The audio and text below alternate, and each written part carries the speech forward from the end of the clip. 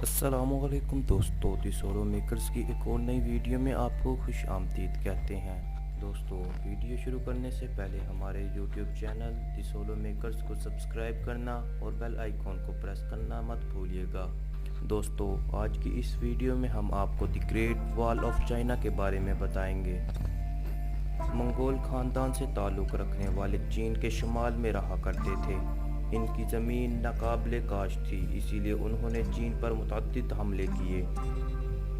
چین کے شہنشاہ وقت نے کئی دفعہ ان کو روکنے کی کوشش کی مگر بھاری فوج ہونے کے باوجود ناکام ٹھہرے۔ اسی لیے چین کے بادشاہ نے ایک عظیم الشان دیوار بنانے کا فیصلہ کیا۔ دیوار چین اصل میں ایک دیوار نہیں بلکہ دیواروں کا مجموعہ ہے۔ دیوار چین کی تعمیر مختلف بادشاہوں کے ادوار میں جاری رہی۔ آنے والے بادشاہوں نے اس کی توسیع جاری رکھی اور یہ مختلف ادوار میں بنتی چلی گئی۔ اس کی لمبائی 21,196 کلومیٹر ہے، جبکہ یہ 9.1 میٹر چوڑی اور 15 میٹر اونچی ہے۔ دوستو، یہ کہا جاتا ہے کہ تقریباً 10 لاکھ مزدوروں نے دیوار چین کی تعمیر میں حصہ لیا۔ ہزاروں مزدوروں اور لوگوں کی جانیں دیوار چین کی تعمیر میں چلی گئیں۔ کبھی کبھی حملہ آور آ کے اس کی تعمیر کو روکنے کے لیے حملہ کرتے، تو کبھی جانوروں کے حملے کی وجہ سے کئی لوگ جان سے ہاتھ دھو بیٹھتے۔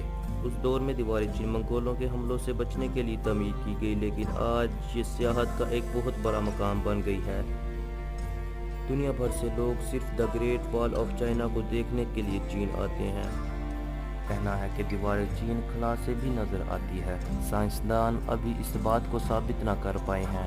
نیل آرمسٹرانگ جو پہلے خلا باز تھے کہتے ہیں کہ چاند سے دیوار چین نظر نہیں آتی، مگر خلا میں زمین کے 300 یا 500 کلومیٹر قریب پہنچ کر دوربین کی مدد سے اسے دیکھا جا سکتا ہے۔